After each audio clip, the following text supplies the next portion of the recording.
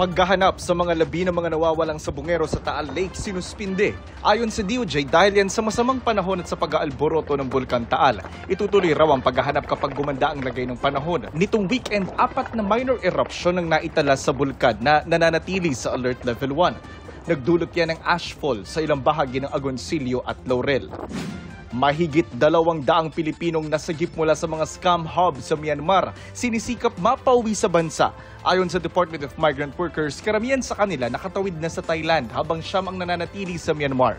Patuloy ang pakikipag-ugnayan ng mga kinatawan ng embahada para sa dokumentasyon ng mga biktima. Marami sa kanila hindi raw hawak ang kanilang passport. Sa datos ng DMW, umabot na sa mahigit 1,400 Pilipino ang sinagip mula sa human trafficking. 70,000 social media post na konektado sa illegal recruitment ang pinatanggal na ng DMW.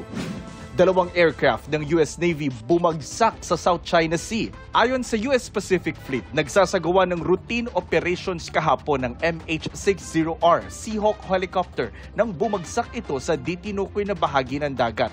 Galing ang helicopter sa aircraft carrier na USS Nimitz.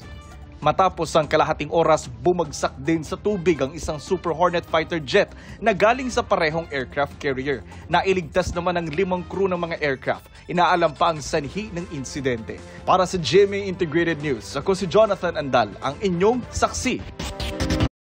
Mga kapuso, maging una sa saksi. Mag-subscribe sa GMA Integrated News sa YouTube para sa iba't ibang balita.